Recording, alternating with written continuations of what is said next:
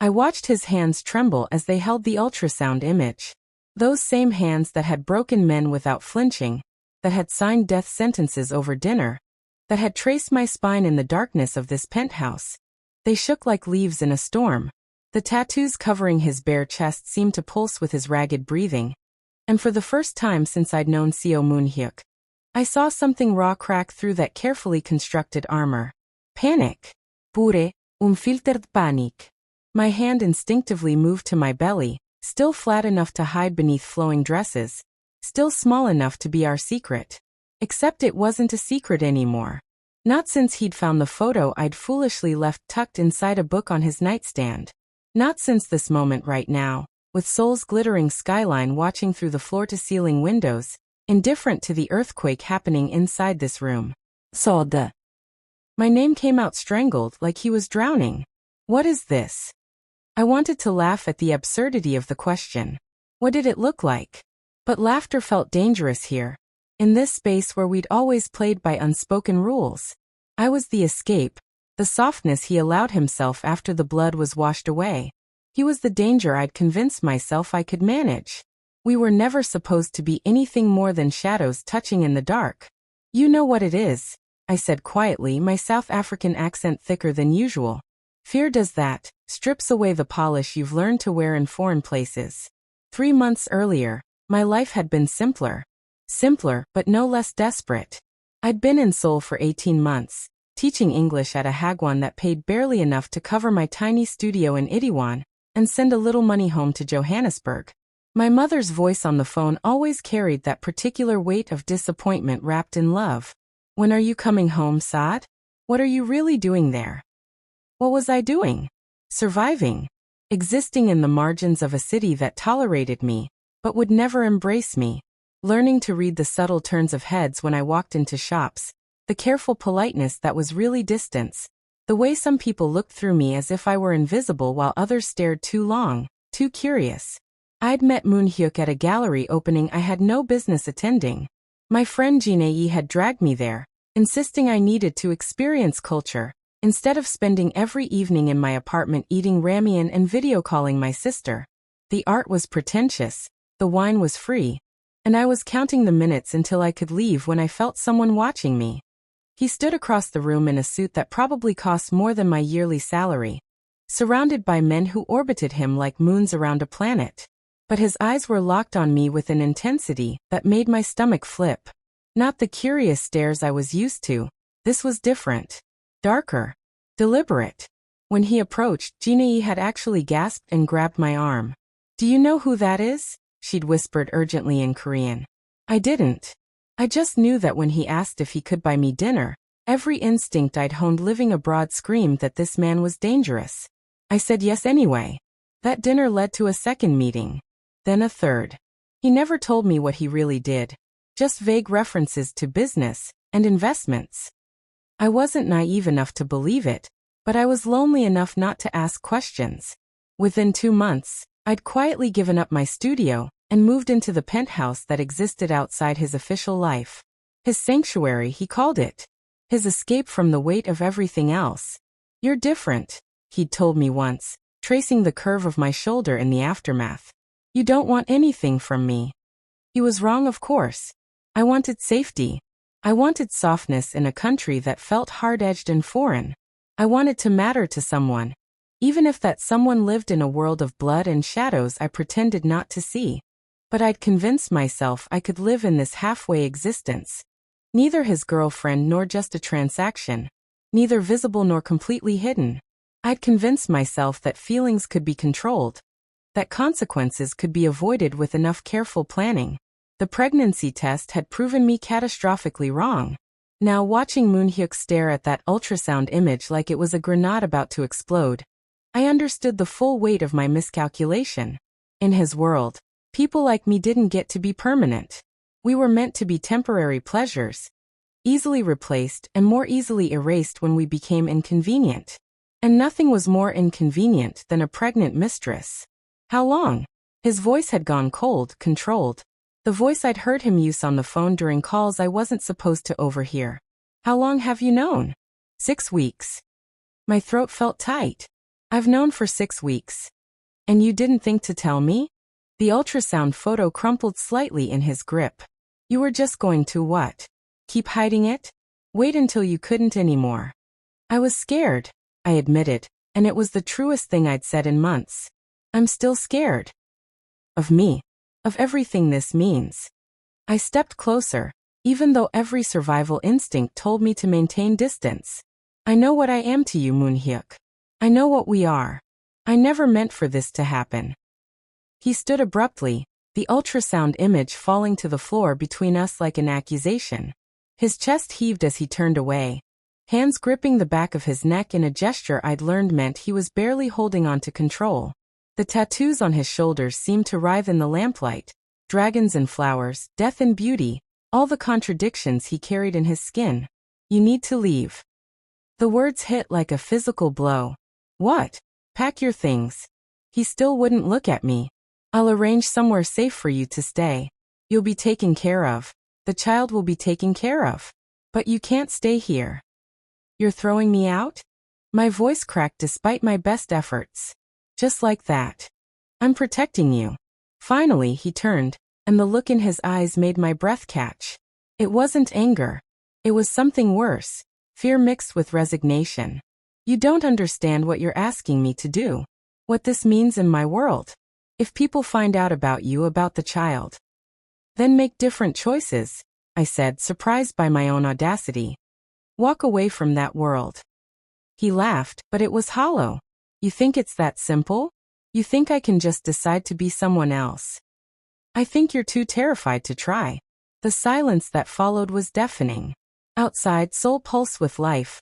Millions of people living, loving, choosing. Inside this penthouse, we stood frozen in the wreckage of something that was never supposed to be real enough to hurt this much. Moon-Hyuk picked up the ultrasound image from the floor, his fingers gentle despite the chaos in his eyes. I need time, he said finally. I need to think. How much time? I don't know. I wanted to scream at him, shake him, make him see that time was the one thing we didn't have. But I'd learned in my months with him that Seo Moon-Hyuk was a man who could only be pushed so far before he became something cold and unreachable.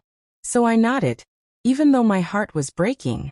Even though I knew that when men like him said they needed time, what they really meant was they needed distance. What they really meant was goodbye. I'll stay at Jinei's tonight, I said, moving toward the bedroom to gather my things. My legs felt unsteady, like the ground beneath me had turned to water. He didn't try to stop me.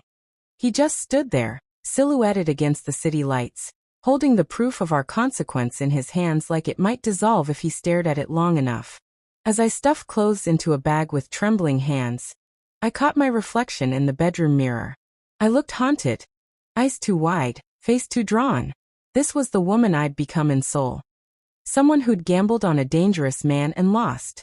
Someone who'd confused temporary shelter with permanent home. I pressed my hand against my stomach, where a tiny heartbeat was rewriting both our futures whether Moon-Hyuk was ready or not. I'm sorry, I whispered to the small life growing inside me. I'm so sorry I chose wrong. But even as I said it, even as I prepared to walk out of this penthouse and into an uncertain future, a stubborn part of me refused to accept that this was the ending. Moon-Hyuk had spent his whole life building walls to protect himself from feeling anything real. Maybe it was time someone finally scaled them. Or maybe I was just a fool who still believed that a man who made his living in darkness could choose to step into the light. Only time would tell which story I was living, the tragedy or the redemption. I zipped up my bag and took one last look at the bedroom where we'd created something neither of us had planned for. Then I walked out, leaving Moon-Hyuk alone with his fear and his choices. The real story was just beginning. The penthouse had never felt like mine, even after 6 months of living there. It existed 30 floors above Seoul, wrapped in glass and expensive silence. Everything was sharp angles and cold surfaces, marble counters, leather furniture, art that cost more than my family's house in Johannesburg. Moon-Hyuk had told me once that he'd bought it for the view, but I knew better. He'd bought it for the isolation. No neighbors to hear conversations. No witnesses to the men who sometimes arrived at odd hours, their voices low and urgent behind closed doors. I learned to move through that space like water, leaving no trace. My clothes stayed hidden in the walk-in closet, never draped over chairs. My books were tucked away in drawers. My toiletries lived in a bathroom cabinet, not on the counter. I became an expert at erasing myself, at being present only when he wanted me to be. The routine was always the same. He'd arrive late, sometimes past midnight, smelling of expensive cologne and something darker. Cigarette smoke, leather, the metallic tang that I pretended was just the city. I'd be waiting, usually reading on the couch in one of the soft dresses he liked, the kind that whispered against my skin and made me feel delicate in a way that both comforted and unsettled me. "You're still awake," he'd say, as if surprised every time, though we both knew I never slept until he came home. Then he'd sit, and I'd watch the transformation. The hardness would drain from his shoulders. Those corded arms, built from violence I didn't want to understand, would relax as I poured him whiskey. His jaw would unclench. The cold calculation in his eyes would soften into something almost human. Sometimes we'd talk. He'd ask about my day, and I'd tell him sanitized versions. The amusing student who mixed up Korean words, the new cafe I'd discovered in Itaewon. I never mentioned the loneliness, the way I felt like a ghost in my own life. He'd share carefully edited pieces of his world. A difficult negotiation. A business deal that went sideways. Never the specifics that would make me complicit. More often, we wouldn't talk at all. He'd reach for me, and I'd come to him, my soft dress pooling on the floor while his tattooed hands mapped my body like territory he was claiming. In those moments, the contrast between us felt like its own language. My yielding softness against his unyielding strength, my brown skin against his ink-covered canvas, my careful gentleness against his barely restrained intensity. Afterward, he'd hold me in a way that felt like drowning and salvation at the same time. His arms would wrap around me, those dangerous arms that had done unspeakable things, and I'd let myself believe the lie that this was safety, that this was love. "Don't leave," he'd whisper into my hair, and I'd promise I wouldn't. Even though we both knew I was already half gone.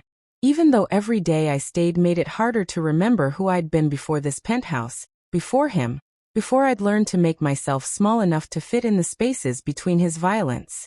The pregnancy had changed everything, of course. Suddenly I couldn't erase myself. Suddenly there was proof, growing inside me, that I was real, that we were real, that consequences existed even in this carefully controlled world he'd built. I'd started wearing looser dresses, flowing fabrics that camouflaged the small changes in my body. I'd stopped drinking the wine he poured for me, making excuses about headaches and early classes. I'd felt him watching me with questions in his eyes, but he never asked. Maybe he didn't want to know. Maybe he was afraid of what the answer might demand from him. Now, as I sat in Jinae's cramped apartment with my hastily packed bag at my feet, I realized the penthouse had been both prison and paradise. I'd traded my freedom for softness, my voice for silk dresses, my future for the temporary comfort of his corded arms. And the worst part? I'd do it again. Even knowing how it ended, even understanding that I was never meant to be permanent. Some foolish part of me still believed that the man who held me in the darkness could choose to be different in the light. That was the real tragedy. Not that he'd thrown me out, but that I still hoped he'd ask me to come back.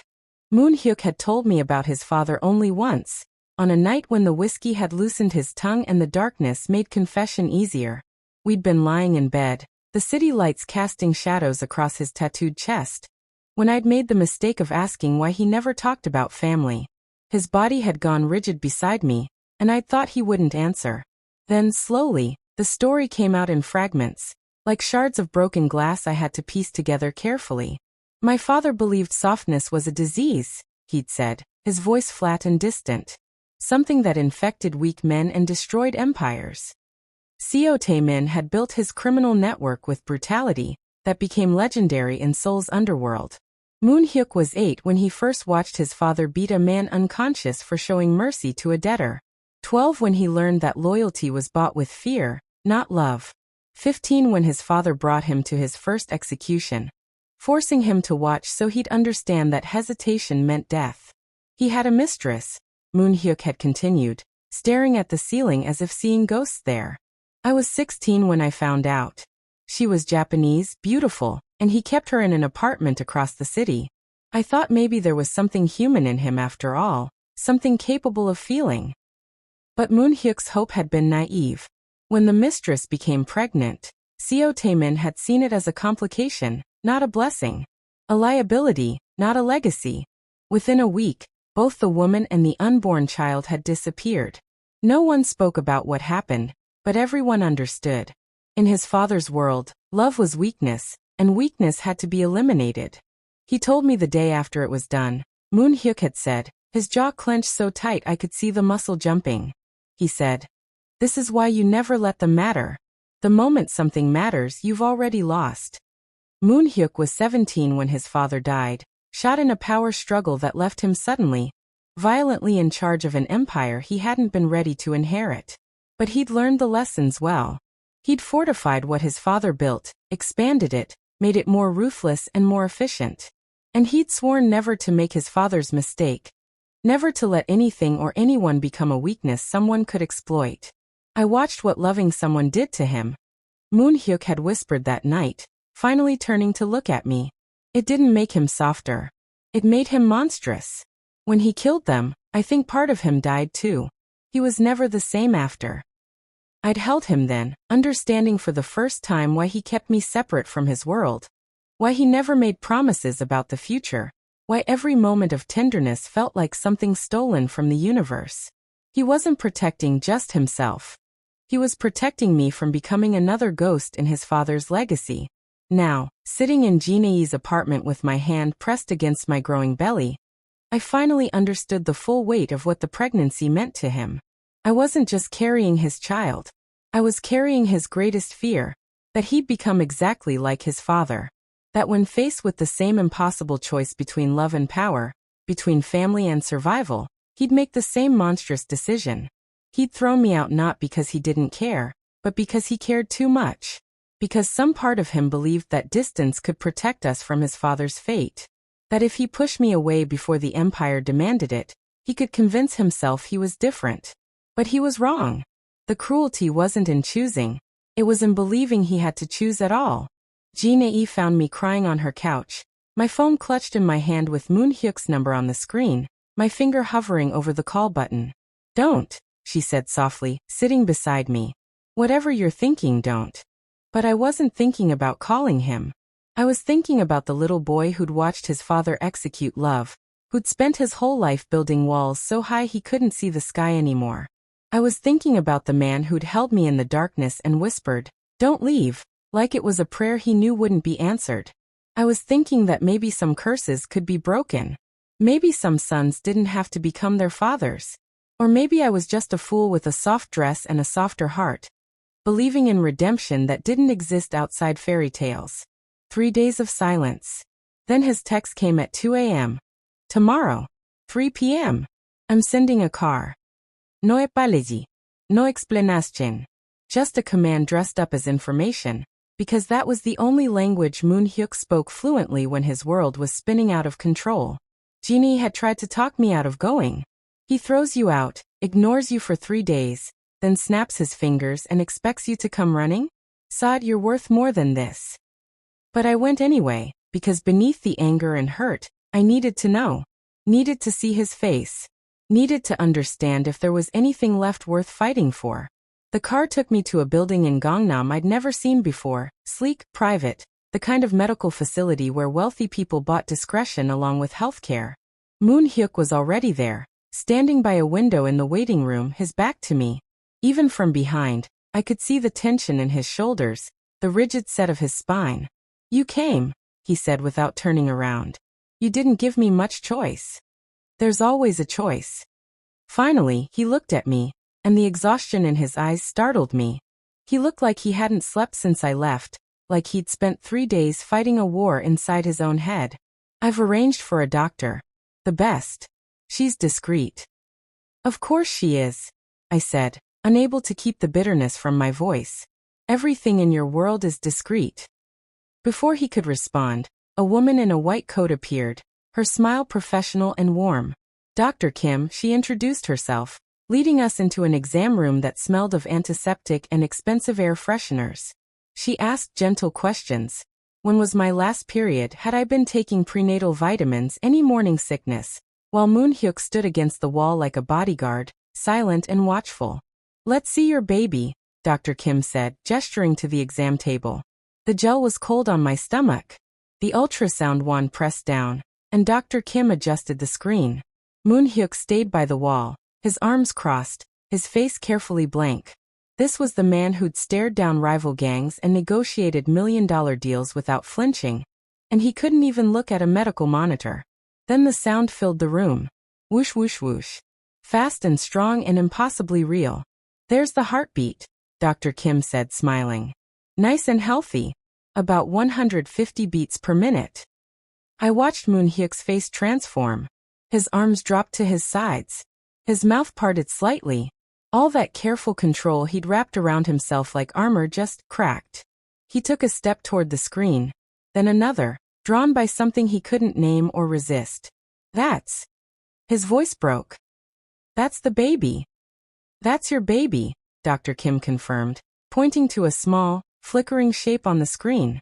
See? You can make out the head here. And these are the beginning of limbs. Moon-Hyuk moved closer, his hand reaching out as if he could touch the image. The whooshing continued, relentless and rhythmic, proof of life that couldn't be ignored or denied or pushed away. I saw his throat work as he swallowed hard. Saw his hand curl into a fist and then open again, helpless. It's so small, he whispered. About the size of a plum right now, Dr. Kim said. But growing perfectly. I wanted to reach for him, but something in his posture kept me frozen. He was staring at that screen like it was simultaneously the most beautiful and most terrifying thing he'd ever seen. Like it was rewriting everything he thought he knew about himself.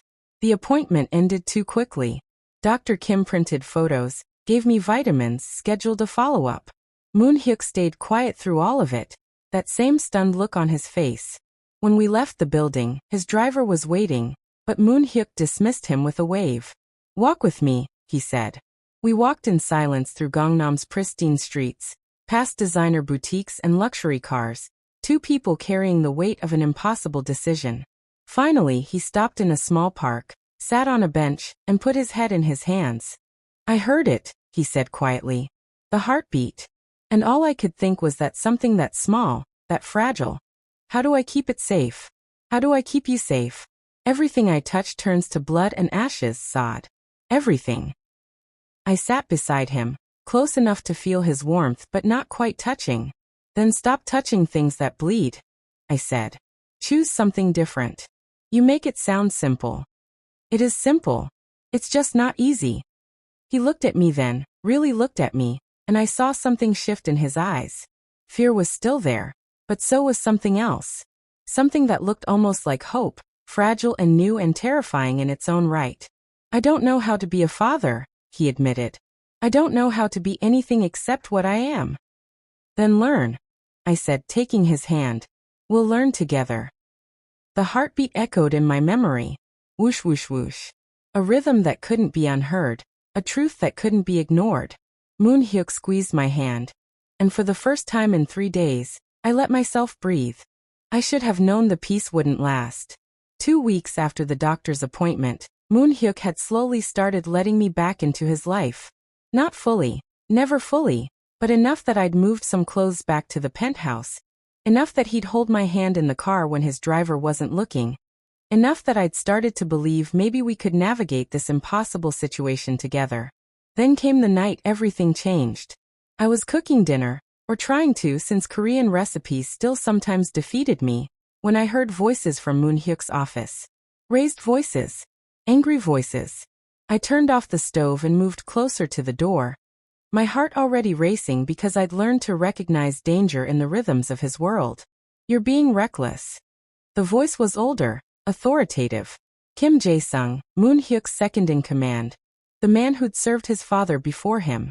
This woman is a complication we can't afford. Watch your tone. Moon-Hyuk's voice was ice. And watch what you call her. I'll call her what she is. A foreign mistress who's now carrying evidence of your judgment lapse. Do you understand what the other families will do with this information? What our enemies will do? There are no enemies who concern me. Jae-sung laughed, bitter and harsh. Your father said the same thing about his Japanese whore. Remember how that ended? The silence that followed made my blood run cold. I pressed my hand against the wall, steadying myself. My father made his choices, Moon-Hyuk said finally, each word deliberate. I'll make mine. Then make the smart one. She's a liability, Moon-Hyuk. A black woman, foreign, no family here, no connections. She disappears, no one asks questions. It's clean. It's necessary. I couldn't breathe. The casual way he discussed my erasure, like I was a problem to be solved rather than a person carrying Moon-Hyuk's child. Like my life was just another transaction in their world of blood and balance sheets. Get out. Moon-Hyuk's voice was deadly quiet. Get out before I forget your family. Family? Jae-sung's laugh was sharp. You're choosing her over family? Over everything your father built? Over the empire that's kept us alive and powerful for 30 years. I said get out. I heard footsteps, then the door opened.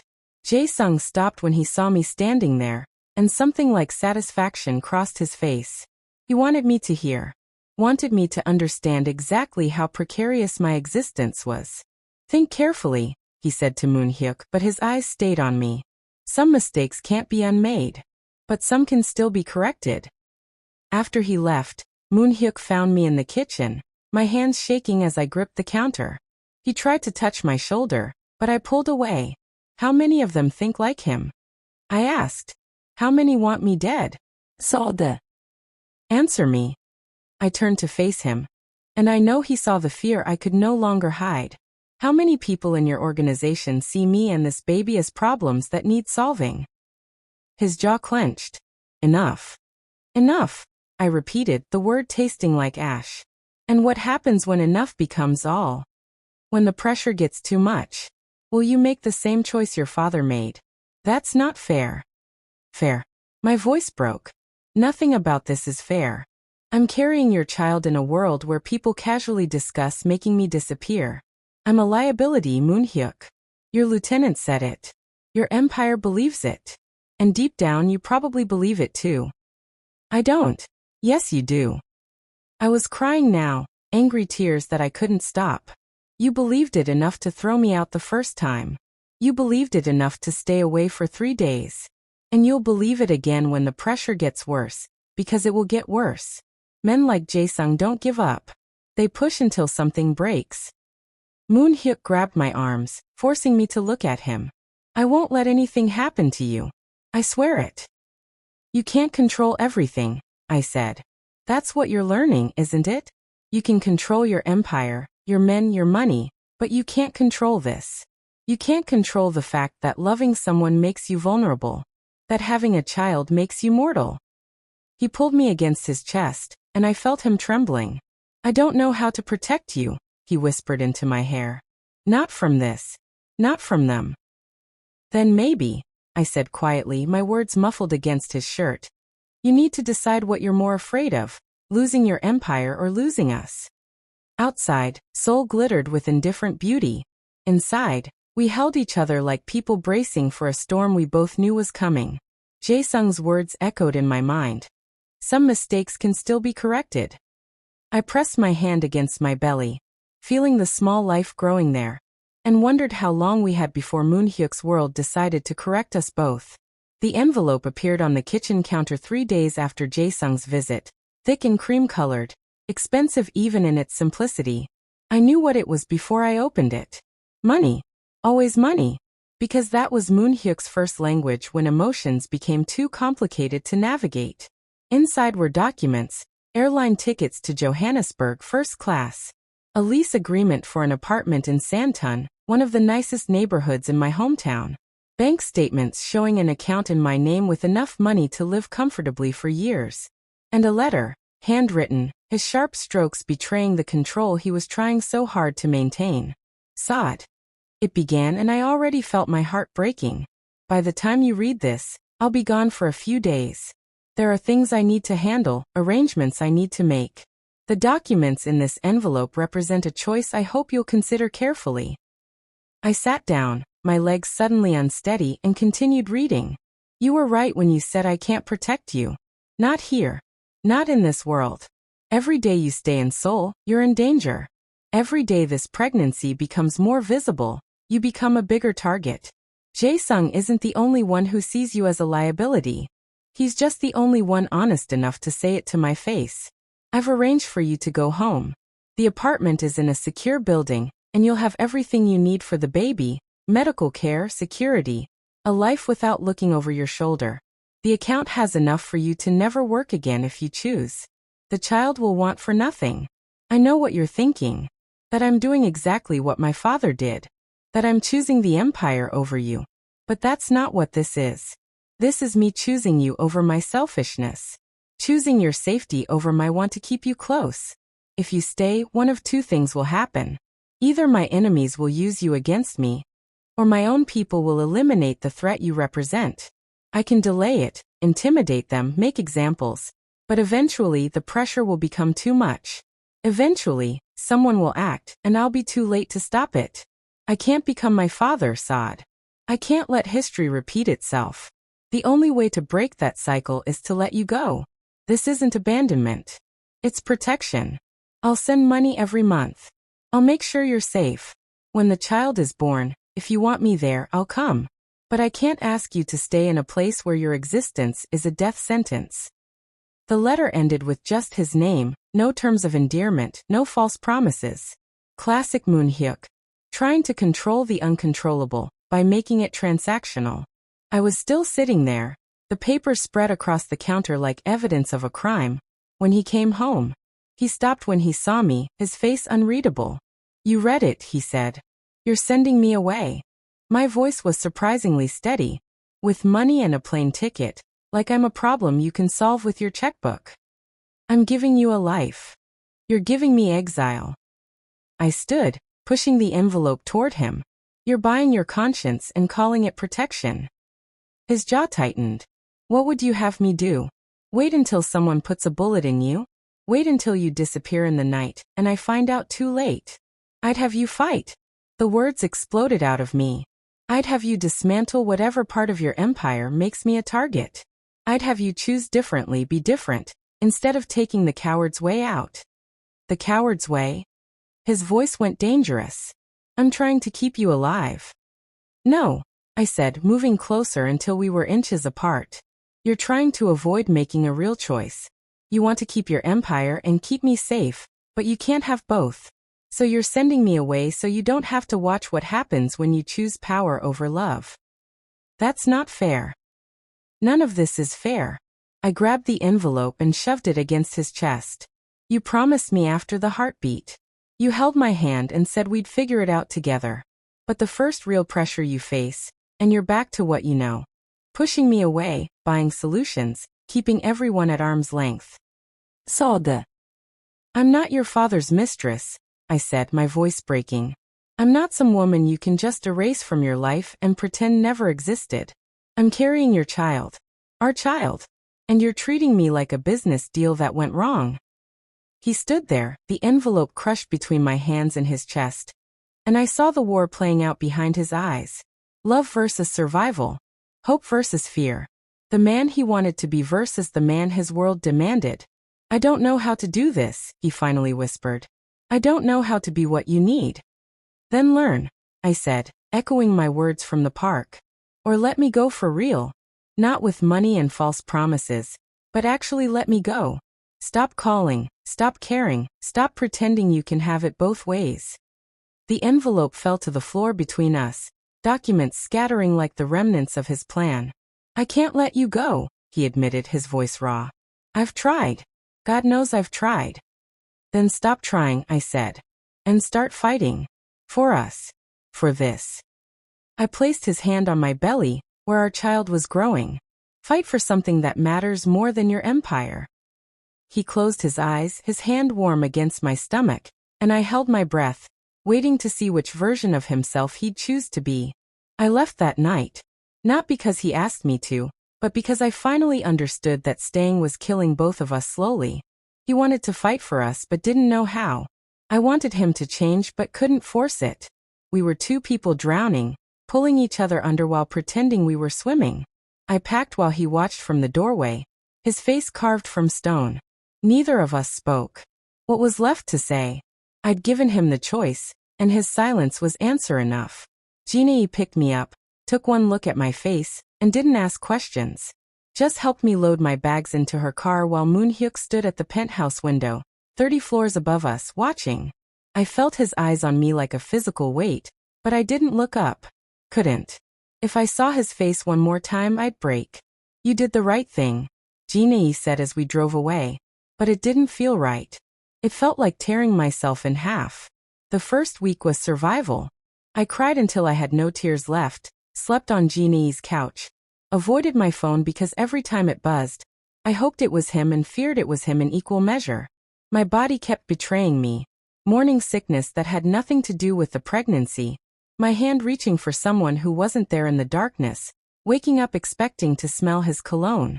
The second week, I started to breathe again. Found a small studio apartment in Hongdae, nothing like the penthouse but mine in a way that Glass Palace never was.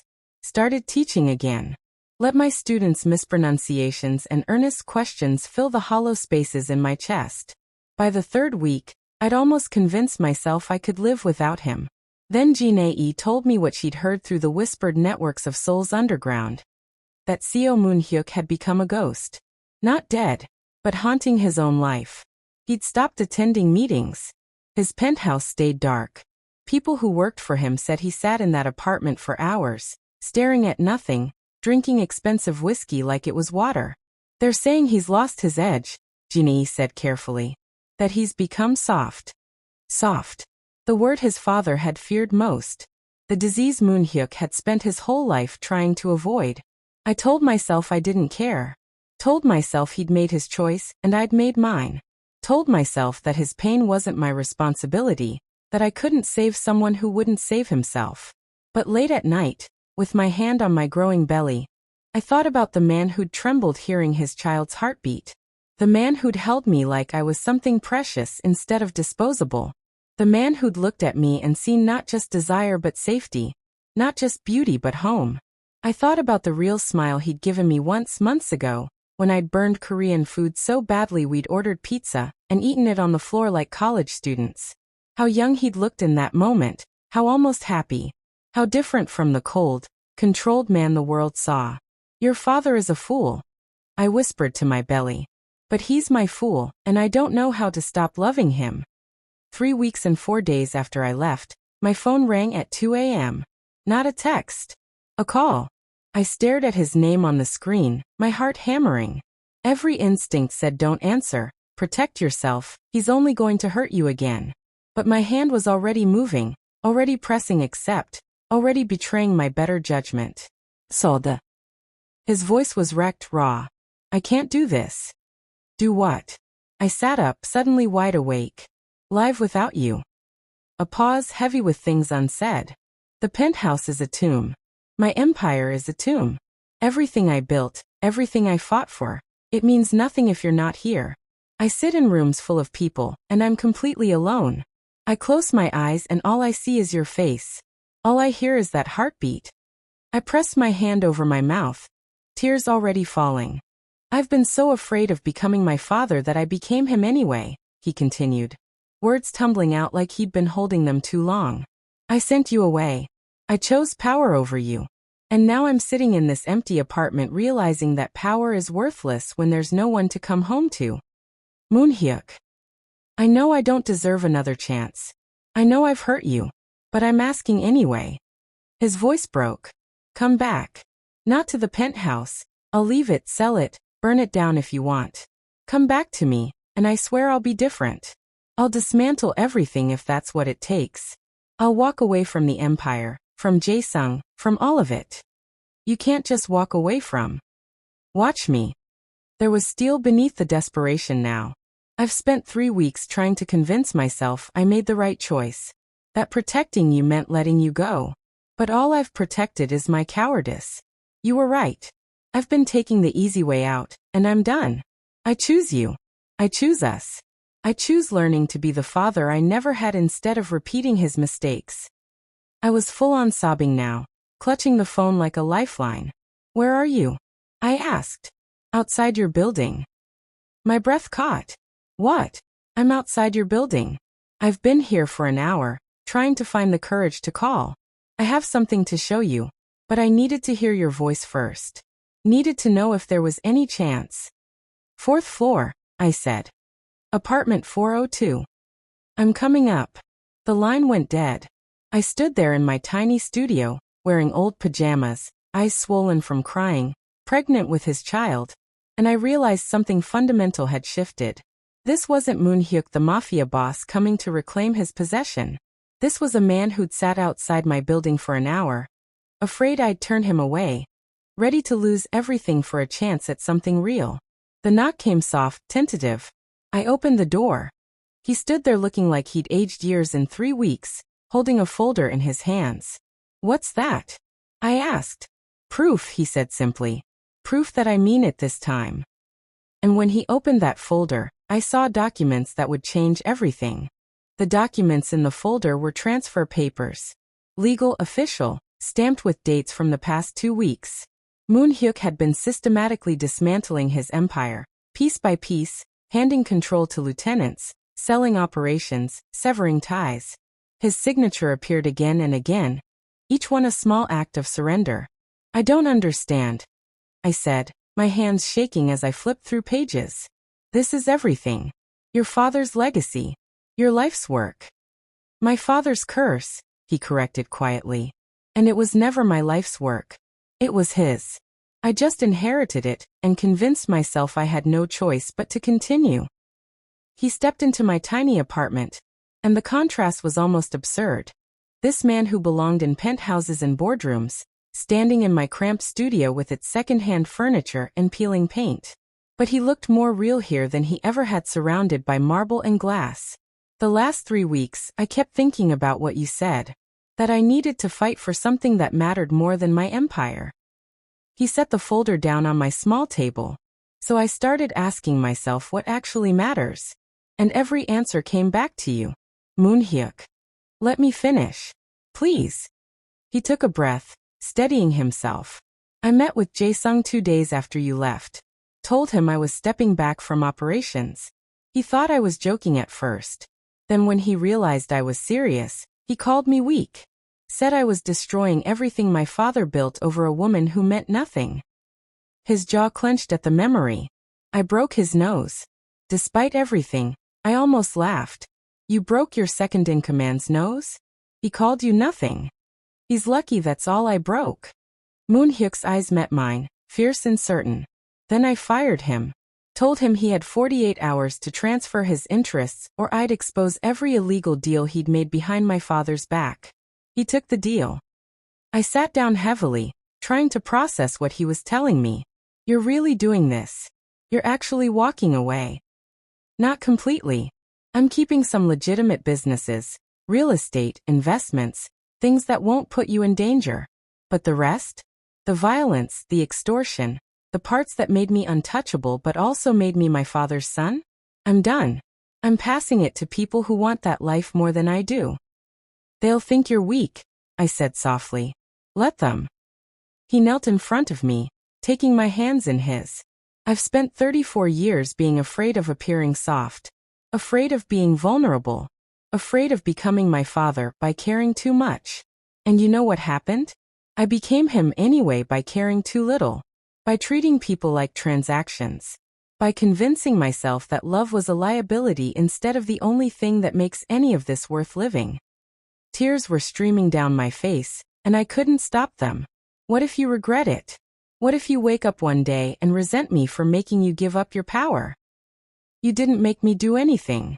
You just made me see clearly for the first time in my life. He pressed my hands against his chest, over his heart. This empire was built on blood and fear. I want to build something different. Something based on choice. On hope. On the possibility that people can change if they're brave enough to try. I'm scared. I admit it. I'm scared you'll change your mind. I'm scared your world will pull you back. I'm scared. Then be scared with me, he interrupted, his voice raw but steady. Be scared and hopeful and uncertain together. Isn't that what real love is? Not the absence of fear, but the courage to choose each other despite it. Outside my window, rain had started falling, Seoul's streets turning silver under the streetlights. I thought about that image from the competitor's story. A woman standing in the rain, watching a man through glass, both separated by barriers they couldn't cross. But this was different. Moon-Hyuk had crossed every barrier, burned every bridge, walked away from everything he knew to stand here in my cramped apartment with rain falling and his future uncertain. I need you to understand something, I said, pulling one hand free to place it on my belly. This isn't just about us anymore. This child is going to need you to be consistent, to be present, to be the father you never had. I know. If you do this, if you really walk away from that life, there's no going back. You can't change your mind when it gets hard. You can't retreat to what you know when being a good man feels impossible. I know, he repeated, and this time his voice cracked. And I'm terrified. I don't know how to be a good man, Sade. I don't know how to be a father. I don't even know who I am without the empire defining me. But I want to learn. With you. If you'll still have me. I looked at this man who'd held my future hostage with money, who'd pushed me away to protect me, who'd convinced himself that love was weakness, and I saw someone different now. Someone willing to be uncertain, to be vulnerable, to trade power for possibility. No more envelopes full of money when things get scary, I said. No more envelopes. No more making decisions for me to protect me from yourself. We decide together. And if your old world comes calling, if someone threatens us, if Jae-sung or another lieutenant decides we're loose ends, then we face it together, Moon-Hyuk said firmly. No more trying to shield you by pushing you away. We're a team now. You, me, and this child. That's the empire that matters. The rain fell harder, drumming against my window like applause.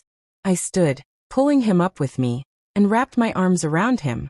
He held me like I was the only solid thing in a world that had turned liquid and uncertain. Okay, I whispered into his chest. Okay, we try. We try, he agreed. And for the first time since I'd met Seo Moon-Hyuk, I felt like we were finally telling the truth. The transition wasn't clean. I'd been naive to think it would be. Moon-Hyuk had imagined he could simply sign papers and walk away, but empires built on blood don't dissolve with signatures. They fracture, and the breaking sends shockwaves through every connected life. The first month was the hardest. Moon-Hyuk moved into my tiny studio. Ridiculous, really, watching a man accustomed to unlimited space learning to navigate my cramped bathroom and share my narrow bed. But he insisted. If I'm building a different life, it starts here, he'd said. With what's real. He met with lawyers constantly, restructuring holdings, transferring assets, creating legal barriers between himself and operations he no longer wanted to touch. I watched him age in those weeks, the weight of dismantling what his father built pressing down on his shoulders like physical force. Park Min-ho wants to buy the shipping operation, he told me one evening, his voice flat with exhaustion. He'll keep the legitimate side, eliminate the rest. It's a good deal. But, I prompted, because I'd learned to hear the unspoken words beneath his statements. But it's the last piece my father personally built. Selling it feels like erasing him completely. I took his hand. You're not erasing him. You're choosing not to become him. There's a difference. Some of his former associates understood. Others didn't. We got threatening calls. Anonymous voices promising that betrayal had consequences, that walking away wasn't as simple as he thought. Moon-Hyuk changed our phone numbers twice. Started varying his routes. Hired a single bodyguard, not for intimidation but actual protection. I knew this would happen, he said after the second threatening call. They think I'm vulnerable now. Weak. Are you? I asked. He looked at me, then at my belly, now visibly round under my clothes. No, he said quietly. I'm finally strong enough to admit what matters. The legitimate businesses he kept required a different kind of attention. Moon-Hyuk had to learn how to operate without fear as currency, how to negotiate without implicit threats, how to lead people who could quit instead of people who obeyed or died. I watched him struggle with it, watched frustration flash across his face when things moved slowly, when legal processes took time, when he couldn't just command compliance. This is harder than I expected, he admitted one night, his head in his hands. Everything takes so long. Everyone questions everything. I spent years making decisions and watching them happen immediately. Now I spend hours in meetings explaining myself to boards and committees.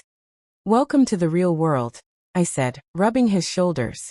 Where power comes from respect instead of fear. I don't know if I'm good at this version of myself. You're learning. That's different from failing. But the real test came 5 months into his transition, when I was visibly pregnant and Moon-Hyuk was scheduled to attend a real estate conference where several of his former associates would be present. Old world meeting new world, with me as the visible evidence of his transformation. We don't have to go, he said for the 10th time as we got ready. I can send someone else. No. I adjusted my dress, a deep blue that Jinei had helped me pick out. We do this together, remember? That's what we agreed. The conference was in a hotel I'd once cleaned, back when I'd first arrived in Seoul desperate and alone. The irony wasn't lost on me. Walking through those same marble lobbies on Moon-Hyuk's arm, my hand on my pregnant belly, while people whispered and stared. I saw Jae-sung across the room, his nose slightly crooked from where Moon-Hyuk had broken it. Our eyes met, and something cold passed between us. Moon-Hyuk's hand found mine immediately, his grip protective but not possessive. He's nothing now, Moon-Hyuk murmured. Just another bitter man clinging to a dying world. But Jae-sung wasn't the only one watching. Throughout the evening, I felt eyes tracking us, some curious, some disapproving, some calculating. Moon-Hyuk navigated it all with a composure I'd never seen before, introducing me not as his mistress or even girlfriend, but as Sade, my partner. Partner. Such a simple word, but in his world, his former world, it carried weight. It announced that I wasn't hidden, wasn't temporary, wasn't a secret to be ashamed of. Your father would be disappointed, a voice said. And we turned to find an older man I didn't recognize. By Moon-Hyuk's tensing, I knew he was significant. Chairman Kwon, Moon-Hyuk said evenly. I wasn't aware you'd be attending. I wanted to see for myself if the rumors were true. Seo Moon-Hyuk, going soft over a foreign woman. His eyes raked over me with barely concealed disdain. Your father knew better than to let sentiment interfere with legacy. My father, Moon-Hyuk said, his voice dangerously quiet, died alone and bitter, murdered by men he thought he controlled. If that's the legacy you're referring to, I'm happy to disappoint. Chairman Kwon's face reddened. You're making enemies, boy. Powerful ones. Then they joined the list, Moon-Hyuk replied, placing his hand on my lower back. My priorities have changed. People can accept that or not. Their choice. We walked away, leaving the chairman sputtering behind us. My heart was racing, but Moon-Hyuk seemed almost calm, as if something had finally settled inside him. That felt good, he admitted quietly. Choosing you in front of everyone. Not hiding. Not apologizing. Your hands aren't even shaking, I observed. He looked at his hands, surprised. They're not, are they? For the first time since he'd started dismantling his empire, Moon-Hyuk looked like he could breathe. Like the tomb he'd been living in had finally cracked open enough to let light in. Let's go home, he said. Home. Not the penthouse. Not some palace of glass and silence. My tiny studio apartment where we could barely turn around without bumping into each other, where our future was uncertain but real. Yeah, I agreed, taking his hand. Let's go home. The contraction started at 3 a.m., exactly the time Moon-Hyuk used to arrive at the penthouse in what felt like another lifetime. I woke him with a hand on his shoulder, and he was instantly alert, that predator awareness he'd never quite lost snapping into focus. But instead of reaching for a weapon or his phone, he reached for me. It's time. His voice was steady, but I felt his hand trembling against my back. It's time. The hospital was private, discreet. Some habits died harder than others, and Moon-Hyuk still worried about exposure, about enemies who might see vulnerability as opportunity. But Dr. Kim was there, the same woman who'd shown us that first heartbeat, and her presence was reassuring. Labor was nothing like I'd imagined. It wasn't cinematic or beautiful, it was raw and animal and terrifying.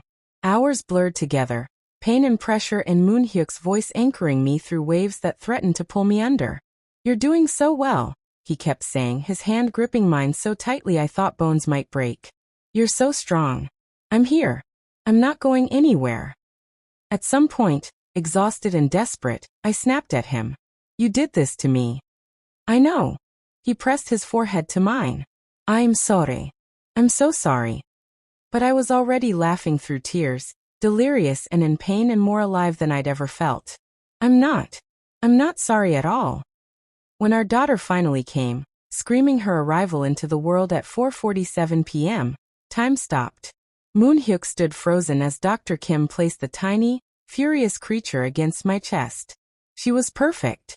Impossibly small, with a shock of black hair and skin that was neither his nor mine but beautifully, miraculously both. She's here, I whispered, crying. Moon-Hyuk, she's really here. He moved closer, his hand hovering over her head like he was afraid she might break. When he finally touched her, his fingers trembling against her impossibly soft hair, something in his face shattered and reformed simultaneously. She's perfect, he breathed. She's absolutely perfect. I'd seen Moon-Hyuk face enemies without flinching, negotiate deals worth millions without hesitation, make decisions that affected hundreds of lives with cold precision. But I'd never seen him cry.